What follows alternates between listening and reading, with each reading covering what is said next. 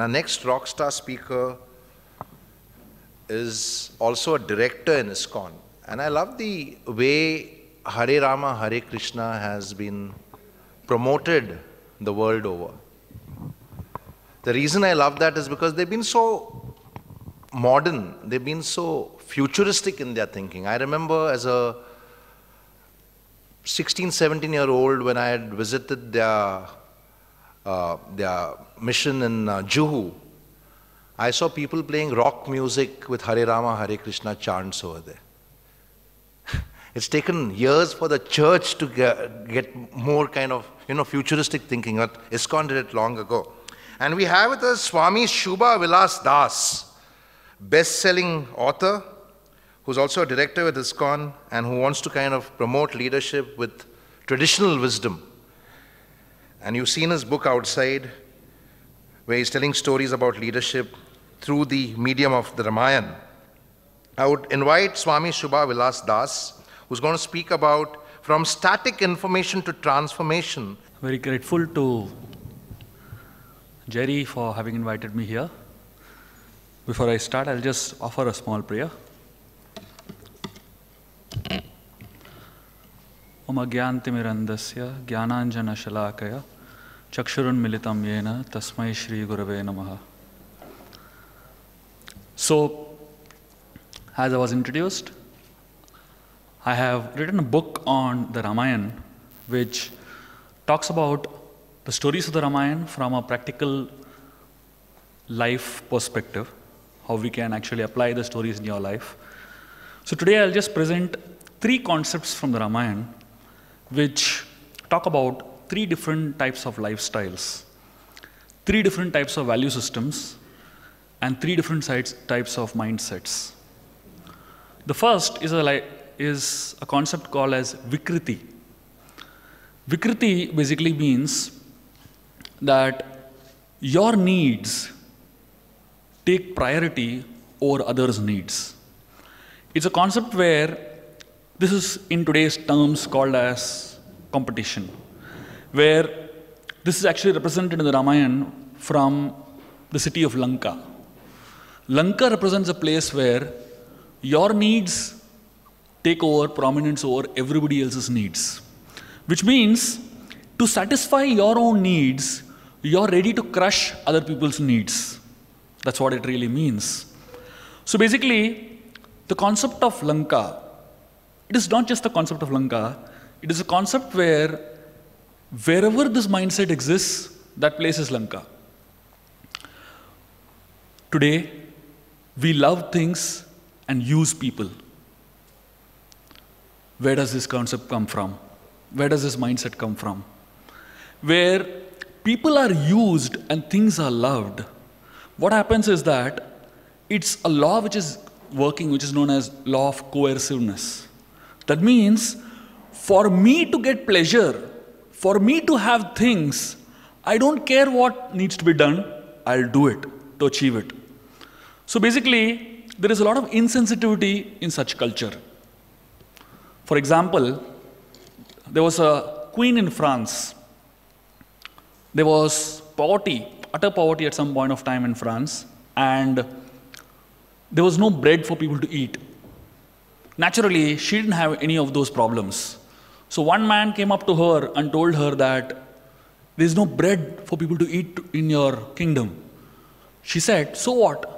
Let them eat cake. Which means she didn't really understand what the problem was. She just thought there was a shortage of bread. Insensitivity. There was a political leader of our country, India, who used to send his clothes for ironing to Switzerland every day. Insensitivity. So when you are self-centered, you cannot understand the feelings of others.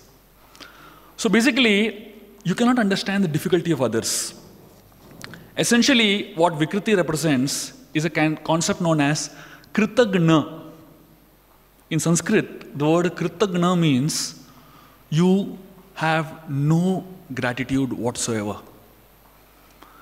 Basically, Ravana and Shurpanaka, who essentially represent the concept of Lanka, for them, their needs were more important than others' needs. For them, they wanted the facility to enjoy. They wanted the rights to enjoy, but not the responsibility that comes along with the rights. When you only want right to enjoy, but not the responsibility that comes along with the rights, then you create Ravana and Shurpanaka. Ravana wanted Sita without the responsibility. Shurpanaka wanted to enjoy Ram without the responsibility. So, when you take pleasure in giving pain to others, that is Vikriti. That is the concept of Lanka. Where Ravana, his lifestyle, his kingdom was such that he didn't care for what others' needs are, what others' wants are. He only was concerned with himself. His brother Kuvera, he hoarded his property, his plane, gold. Everything which was in Lanka was stolen property, practically. So, this whole concept of insensitivity to others' needs is what the culture of Vikriti represents. There was a man, king of Mysore, in the past. He wanted to buy a Rolls-Royce car. He went to the showroom to buy the car, and when they were selling the car to him, they had a list of queries, because they don't sell Rolls-Royce to anybody. They're worried about reputation of the organization. So they were asking him a list of things. He got offended. He said, he was really insulted by the whole ordeal. He went back and he bought 7 Rolls-Royce cars. And he used 7 Rolls-Royce car to store garbage. Just to show that, I can get back to you. Arrogance, basically. So, people, even in an organization, when they cooperate out of fear, that is Vikriti. You might find mafia people cooperating very nicely with each other. But the day one of them makes a mistake, they're out. Even if there is some good culture there, that culture is out of an unhealthy fear. That is Vikriti. Another concept that exists in the Ramayana is a culture of Ayodhya, which is known as Sanskriti. Vikriti is a culture of Lanka, Sanskriti is a culture of Ayodhya. Sanskriti means when you keep your needs aside and focus on other people's needs. So the whole concept of Ayodhya was where they followed the law of sharing. What does law of sharing essentially mean?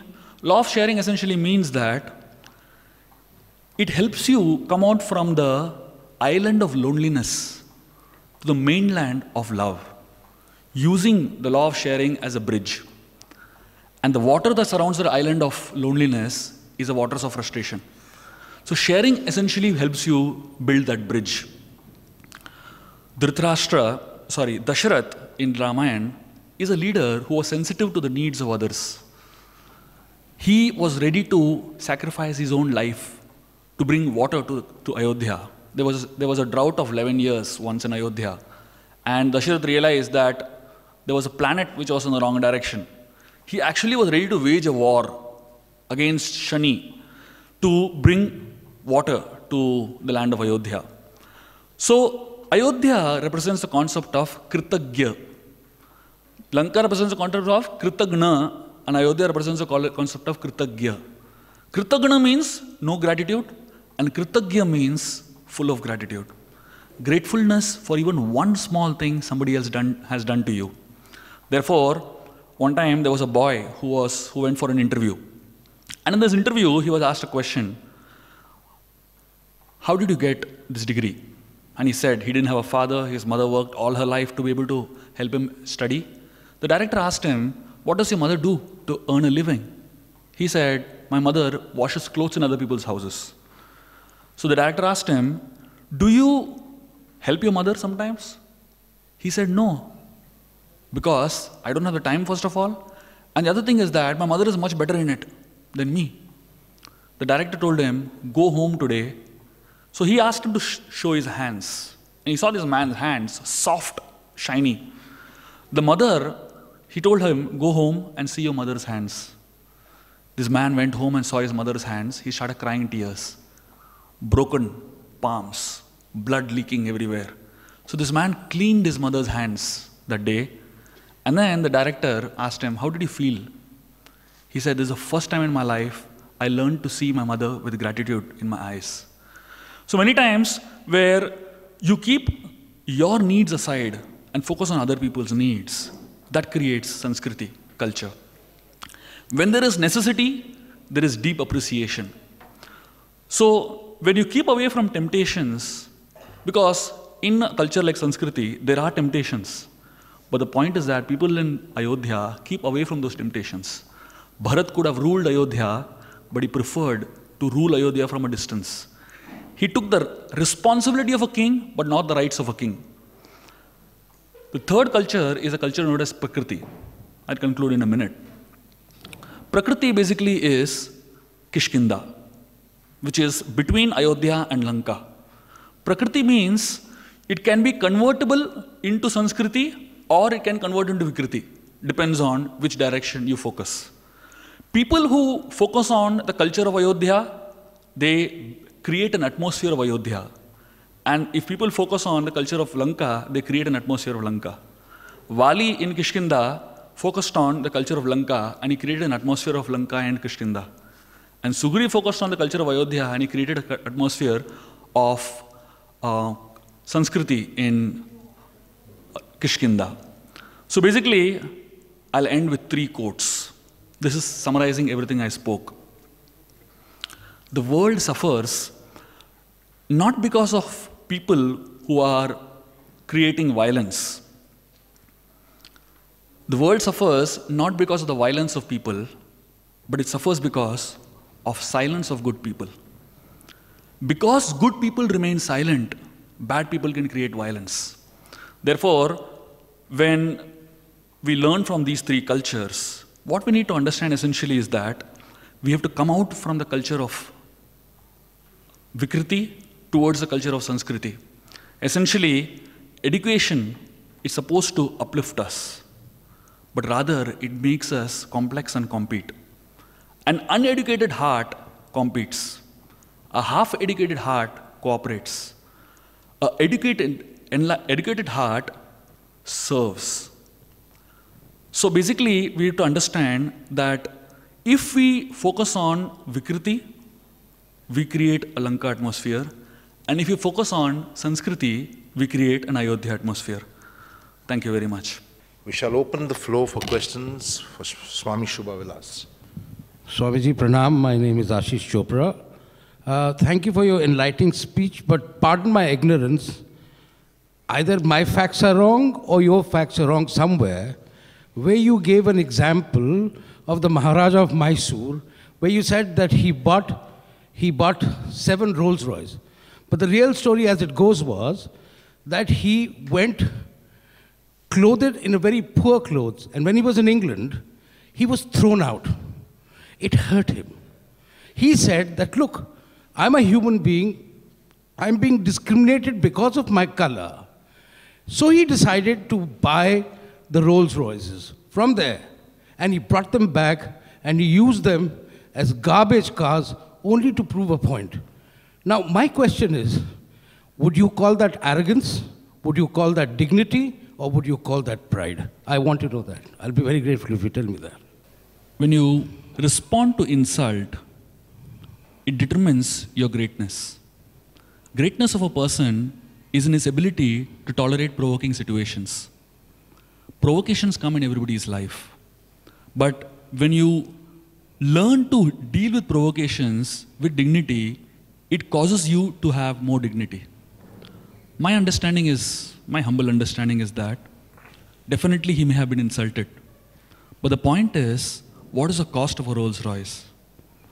The point is that, yes, from this perspective that you see, yes, he was insulted and he got back his dignity by insulting them in this way. But if you see from another perspective, in life, do we always have to prove that we are right and others are wrong? Very well said, Swamiji. I do agree to the fact that he made the mistake of, the company made the mistake of insulting him and looking at him at face value. That's definitely how the world is, right? But I feel that we have to go one step further from the way the world behaves. Then it makes us stand out in a very different way, which is what India has always represented. Yes. If you want me to take back that example and call that a lack of arrogance, I would take it back. No, that's not the, Swamiji, my point is that at the end of the day, when the British Rolls-Royce company came back to him, he only said that I needed to prove a point that don't underestimate the man by his color, caste, creed, or religion. Perfect. Value a person's individuality, and that is what the Maharaja did. And ultimately, the British had to apologize. He restored his caste back. And this is a truth. This is what the history talks about. Perfect. So I just wanted to sort of rectify that. Thank you, Perfect. Ashish ji, but I think what Swamiji is saying is that it's better to respond than to react. And just to kind of give you another story, Jamshedji Tata was told that he could come to the club where dogs and Indians were not allowed. Now, he could have gone to that club and enjoyed himself, but he said, even I don't want to come to the club because I belong to the Indian side. And he decided to respond, and he built a hotel called the Taj, and he said, dogs, Indians, and Britishers also allowed. It depends on how you respond. No, right? point very well taken. So, I would like Jerry. just to summarize what I said, just to help you understand in a different angle. My understanding is, from every episode that happens in society, in life, you can take many learnings. Yes. One learning is this, and another learning is this. Any other questions for Swamiji? Thank you very much for your explanations, but sometimes the examples and models are wrong. Pardon? Sometimes when we give the examples, say you giving an example of Lord Rama. For me, if Lord Rama was today, he would have been behind the bar for punishing his wife. Because violence against women. And when you say that we have to tolerate, I would say, what was the fault of Suparnakha? Naak kaatne ka matlab kya hota? What is the literal meaning of naak kaatna? Naak kaatna means insulting a woman. And Lakshman insulted a woman who tried to come to her or offered her love, whatever you can say.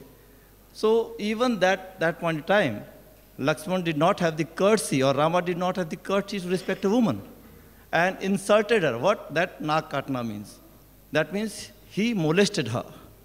And I think where we have to now, today, time has come to question these scriptures where there is a wrong, because they don't stand to the scrutiny. We have to scrutinize every scripture and challenge them and don't make them role models.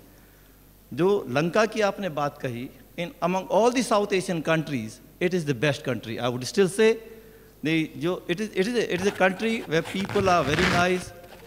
Ayodhya ki jo baat hamare yahan kar rahe hain, we don't have any kind of, Ayodhya is a plural culture. And jo feelings aapne kahi, wo India se zyada Sri Lanka mein hai. People are much more polite, much more supportive than the people near in Ayodhya or in the state of Uttar Pradesh, where Ayodhya is, where people are arrogant, full of caste system. I appreciate what you said. I agree to many things that you said. But I also would like to tell you that our understanding is always a half-baked understanding of the truths. When you understand things completely, your understanding becomes a little different. If I may be allowed to explain, Shurpanakha came with the wrong intentions. When somebody is saying that I am married, what rights does she have to pester him for enjoyment? And then, when he is telling that I am not happy to connect with you, what right does she have to force? And when she saw that Lakshman and Ram, both of them were seemingly positive, she said the problem is Sita. So she was jumping on Sita to eat her up. So as a self-defense, what is wrong in a brother-in-law in stopping somebody from being murdered? That's my understanding. That is a Yeah, so there probably is a deeper insight to that, and you should connect with Swamiji, but... And then you also have to understand one more history. yes. Why was Shurpanakha in Janasthan? The reason Shurpanakha was in Janasthan was because Ravan, her own brother, he killed her husband by mistake over a small fight. That's the culture of Lanka. Okay. And because he killed her husband over a small fight, she was angry on him. And she asked him, how did you do it? And he said, don't worry. instead of your husband, instead of this mistake that I made, I make you the queen of Janastan. You go there and you can choose your husband. And that's precisely why she was roaming around in Janastan. Yes. We don't know this history. I question always that Jesus opposed all the power structures which created violence. And then a power structure called the church, which promoted violence with the papal armies, was created in the name of Jesus. Now, if you don't understand history, you will be like a lot of Catholics who think they follow the 10 Commandments. So we'll just go deeper into that over tea time. Okay? So I'm just giving a different insight altogether. Yes, sir. You mentioned about the concept of Lanka. So can you able to relate the concept of Lanka with the current status of Lanka? So whether, because the people from India went and destroyed Lanka. Now the things, whether the history is changing in opposite side, where the people from Tamil are suffering, or how you can able to relate. You know how I look at all these scriptures and stories? I look at them from the perspective of what I can learn from them.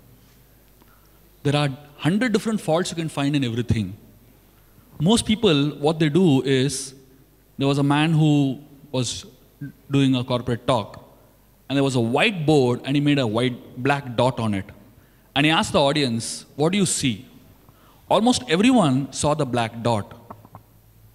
And everyone said, we see the black dot. And he asked them, don't you see the white board? In life, this is how you have to see. I learn and I prefer to see the white board than the black dot.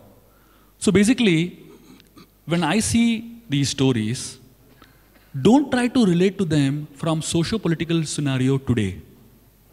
Try to relate to them from the perspective of what you can learn from the past. Histories are not things which are there just to analytically, try to derive negatives or positives from it. It is to learn for your own life what you can grow along with these learnings, right? So yes, there may be a lot of mess in India. There may be a lot of mess in Ayodhya right now. There may be a lot of mess in Lanka. There may be a lot of mess in the south. Whatever the mess is, my question is, do those mess that is there right now, created by different structures, I can go into history of how the whole differentiation between Aryan and Dravidians happened. I'm not getting into all that because this is not the forum for that. So what I want to learn is, what do I take away from it? Yeah. If I get something from it, I'm happy to accept it.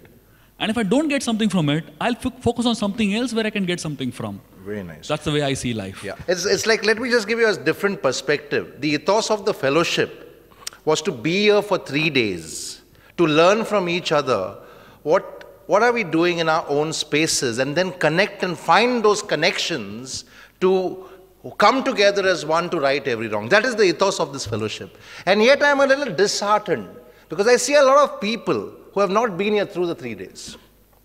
Can we say now that the ethos of Rex is wrong? Or is it that individual who is wrong? It's that. So you cannot kind of try to, blame individual behavior on the ethos. So we'll go into a deeper conversation with Swamiji over tea time. Yes? Yeah? Swamiji, a simple question. How can Indian politicians be taught Sanskriti? One time, I had gone to give a talk in a college. And one student, he got up and he asked me a question. One of my friends, he was from the Indian Army, who had also joined the movement just like me. This boy, he got up and he asked a question. He said, y'all have taken modern education, passed out from the best of engineering colleges. You have, the other person, he had the opportunity to serve the Indian Army, protect the borders of the country. Why did you all give it up? So, I'll tell you my answer, which will help you understand the answer to your question also. We said basically that the Indian Army protects the border of the country. And the borders of the country are protected, therefore people inside the country can do so many things that we are doing. But where is the army that protects the culture of the country? The culture of the country is being destroyed from within it. The television, which is sitting in everybody's houses, destroying the culture of the nation. So where is the army that is protecting the culture of the country? So we said, we have joined the army that is trying to protect the culture of the country. So yes, we may not be able to transform and give Sanskriti to everyone. But can we have Sanskriti in our own lives? If yes, then amongst us, there will emerge people who will have political power eventually, but before that, they will have Sanskriti. For us to be able to hand over Sanskriti to others, we should have it ourselves. Where is the struggle? Where is the strive to develop Sanskriti on our own? So I said, I am trying to be a part of the mission which is trying to develop Sanskriti in people's lives. That's the way I see it. Eventually, there will be people who will be politically powerful, but with Sanskriti at the background. I'll tell you some of those examples that we have. Some of our students, I do a lot of programs in colleges and schools. One of our students, he has now become a police commissioner at the age of very, very young age, in his early 30s. He's become a very, very senior official. And because he's been trained solidly, now what he's doing in a particular constituency in Maharashtra is phenomenally amazing. There are students who are connected to us who are answering IAS and IPS exams. Slowly, there is one girl who is right now a 19-year-old girl. You know what's her aspiration in her heart? Her aspiration is to become the Prime Minister of the country. Long way to go, but she's struggling very hard from now. You might find it 30 years down the line. But yes, Sanskriti has to be in the heart. So I'm trying my insignificant bit to try to install Sanskriti in many people's softwares. Thank you, Swamiji.